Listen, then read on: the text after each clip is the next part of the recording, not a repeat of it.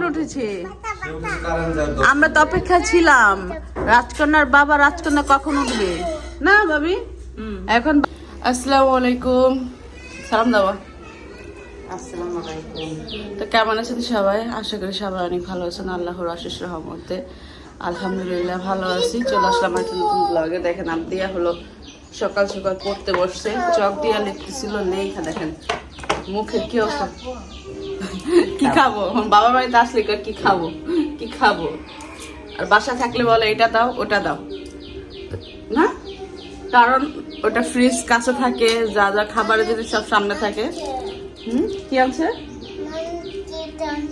Manna chips আনছে। তোমার জন্য আনে নাই? তো এখানে বাচ্চা কাচ্চারা দোকান থেকে খাবার খায়, তো ওই অভ্যাসটাই যে এটা খাবো ওইটা খাবে, কিন্তু ভাত খাইতে চায় না এখানে আসলে। যাই হোক কিছু না কিছু খাওয়াই আর এই করবো। বাবার বাড়িতে আসার পরে আমার একরার অবস্থা হলো, সে মানে মনে হয় এই চেঞ্জ হয়েছে, এইসব বাসা চেঞ্জ হয়েছে বা পরিবেশ চেঞ্জ হয়েছে, সে কারণে সে মানে আসার পরে ওই ঈদে আসতে আসতে মনে হয় 1 ঘন্টার মতো, বাসায় আসার পর আধা ঘন্টা আর ইয়ের মধ্যে আধা ঘন্টা ছিল, মানে 1 ঘন্টা ঘুমাইছে।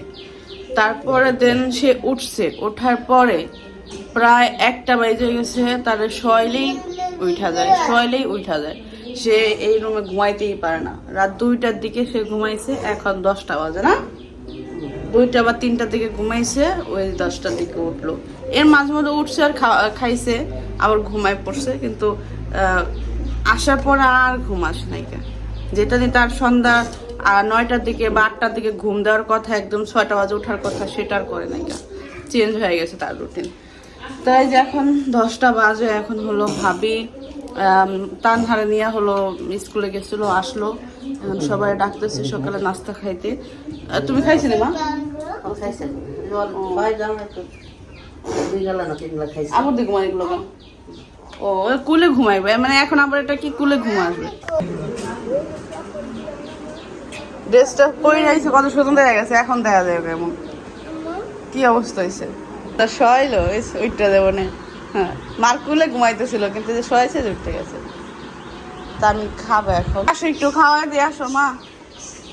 আর দিয়া আসো আসো। কিরে মোহাম্মদ কি করোস? বলত বেটা।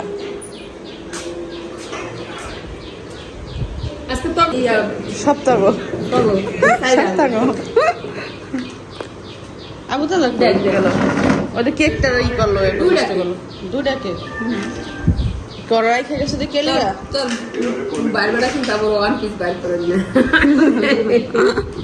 ওর মত না 2 পিস হইব না। তুমি এখানে বসে বাইকটা পরে যাবো মা। ওই দেখে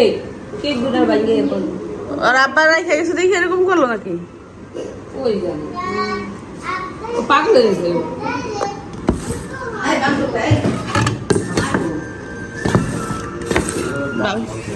ভাবি কই গেছে?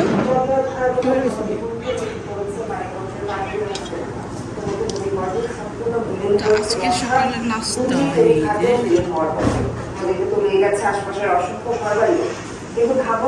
এবার বন্যা হবে অনেক। এখানে কি কি ভর্তা? বটবুড়ি, বেগুন, গুল, তারপরে আর কোনো করছিলেন নাকি? খাইলেছেন না? সবাই খেয়ে লাইছে, আমি পরে খাইতেছি। তাহলে ভর্তা খাওয়া নিলে একটু বেশি বেশি করে ভর্তা নেই,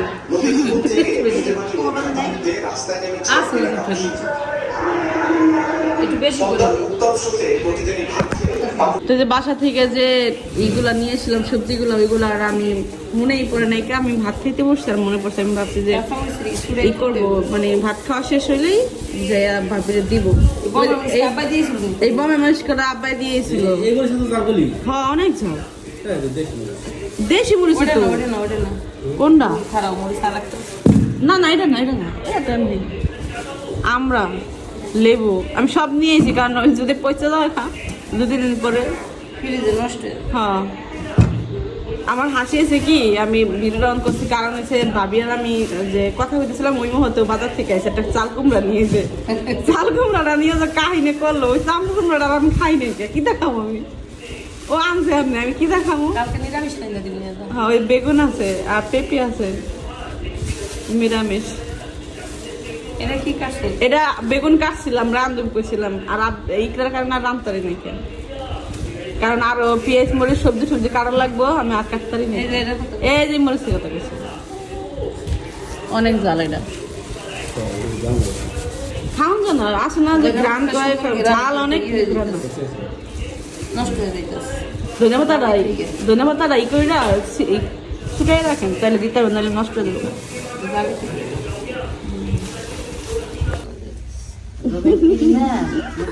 না তো এই যে এইখানে হলো আমরা 4 জন মিলে হলো এই যে কিছু শাক এই করতেছি, ভাবি হলো কলমি শাক, আমরা 3 জনে হলো এটা কি যেন শাক, চাল কুমড়া শাক না মিষ্টি কুমড়া।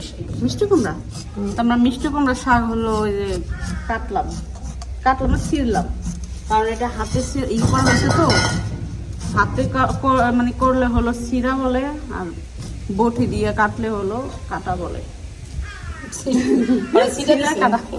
ছিঁড়া কাটা দুইটা। তো এইখানে হলো বাতাস প্রচুর পরিমাণ আমাদের এদিক দিয়া, এই বাতাসে বসে বসে হলো গল্প করতেছি, আর আমরা সবজি কাটতেছি দুপুরে রান্না করার জন্য। গল্প ফল গাছ আছে অনেক দূর পর্যন্ত।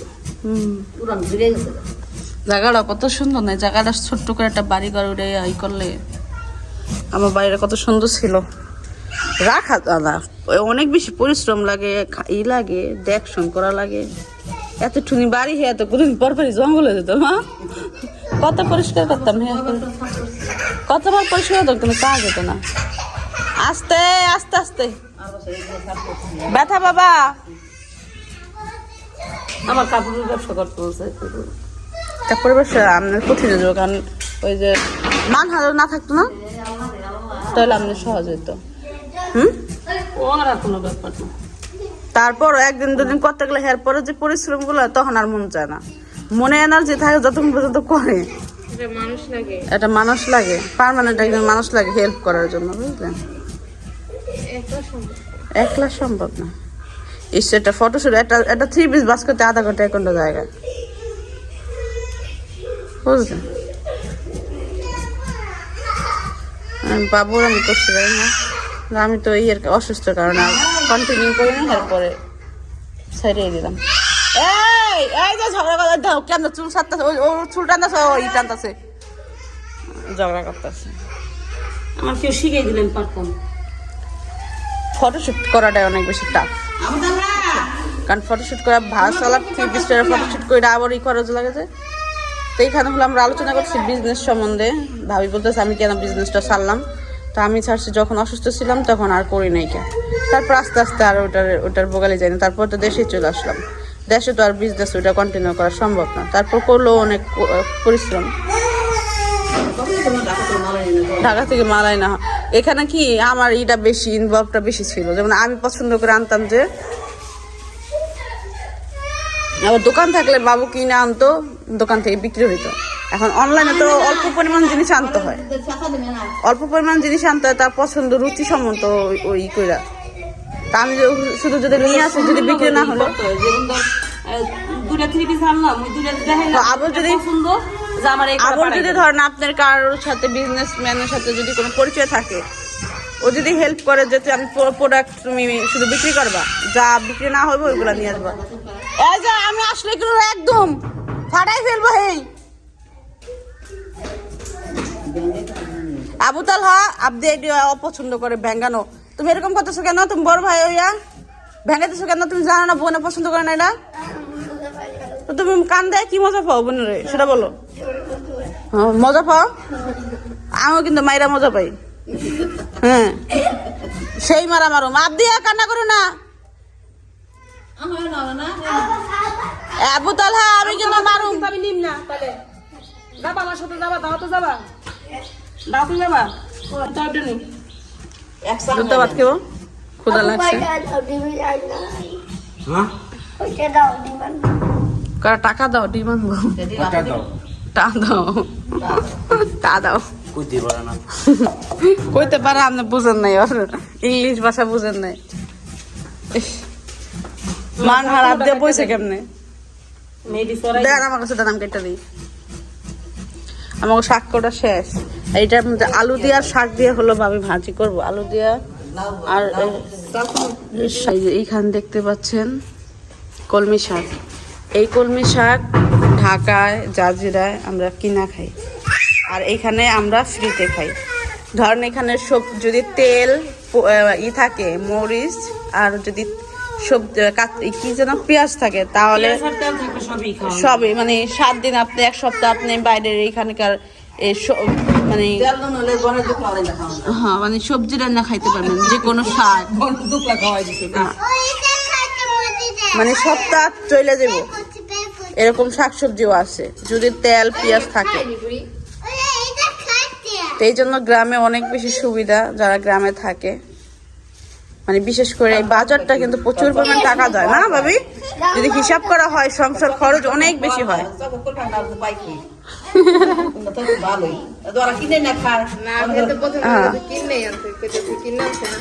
কিনে আনছে না, কখন উঠেছি আমরা তো অপেক্ষা ছিলাম রাজকন্যার বাবা। রাজকন্যা কখন উঠবে না ভাবি? এখন 12টা না কটা বাজে? হ্যাঁ 12টা তো বাজে, 12টা বেশি বাজে। রাজকন্যার বাপ কখন উঠবে আমরা তো তাকাইছিলাম। এই যে শাহজাদের বাঙ্গিতেছে, তো আমরা অপেক্ষা ছিলাম। কারো চলে গেছে তো আমরা বুঝতে পারছি যখন তখন হলো মেয়ে উঠা যেতে পারে। তো মেয়ের কাছে সে ছিল, এই জন্য আর আমি যাই নাই। অনেক রোদ উঠছে কিন্তু এদিকটা খুব সুন্দর বাতাস, কারণ আর রোদটা আসলে গায়ে লাগতেছে না ওর তো বেশি।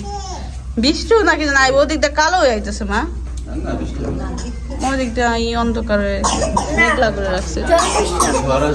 ঝড় হবে, ঝড় ঝড়।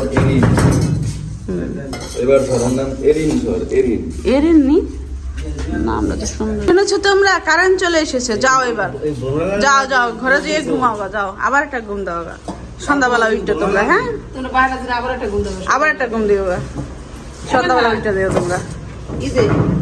আনসা চাল কুমড়া লাউ কিলো কা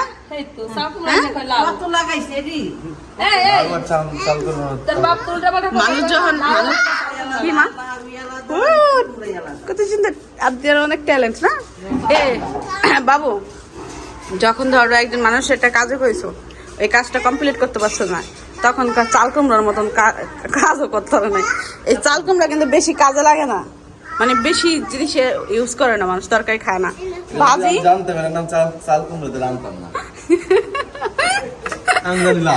আমি মাথা মনে মনে চিন্তা করতে জানো, ওই যে তুমি আনো না, রুটি আনো না, যেটার মধ্যে মুরব্বা দেয় না, চাল কুমড়া দিয়ে হলো মুরব্বা বানায়, বুঝলা? তা আমি এই চিন্তা করতেছিলাম যদি কোনো কাজ নাই খাইতে পারি তাহলে মুরব্বা বানাবো আমি। হ্যাঁ এইটা তো আবার এটা তো হবে না, তো মুরব্বা পাকা পাকা একদম হয়ে যায়, ওটাতে মুরব্বা খায়। এটা ভাজি খেলে মজা লাগে।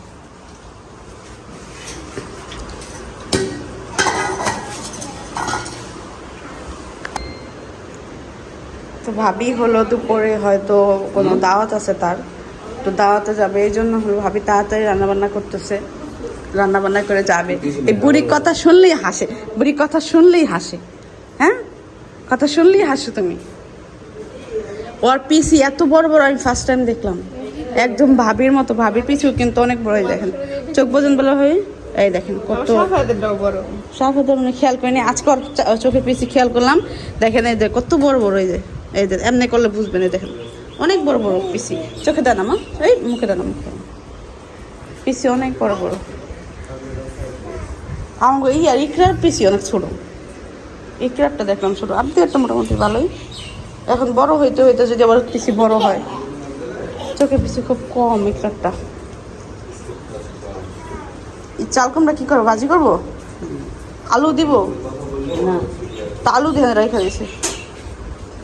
কাটাকুটি করার পরে এগুলো নগদ নগদ উড়ে দেবো।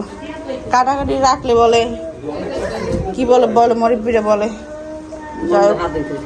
হ্যাঁ মুরব্বিদের অনেক কথাই ভুল, যেটা খুদাই মুরব্বিরা বানাইছে, এই জন্য আপনারা বলবেন এটা। বাহি মারা পরে আগে কি বাহি মারা পড়ছে, যখন মতো তখন ওই মায়া দর মানে মায়া মমতা বেশি ওটাই করার জন্য এই যে মেয়ে দূরে থাকে, ছেলে দূরে থাকে, আসবে তারপরে হলো ই করবে, মানে ময়মরি করে বলে এই জিনিস, মানে কোটা বাটা যত কোটা, বিশেষ করে কোটা আর হলো পাটা, যে নামাইবো তার উঠাইতে হবে। আর এই কোটা হলো যে কুটবো তার তাড়াতাড়ি এইগুলা পরিষ্কার করতে হবে, না হলে বলে মারা গেলে নাকি বলে লাশ দিয়ে রাখে, এরকম একটা মন্তব্য। যাই হোক, জানি না এটা কতটুকু সঠিক। জানো কি করবেন, ডিম বাজবেন? বাবু ভাত খাবি? ডিম ভাজতে দিমু। দেন ওটা ডিম ভেজে দেন।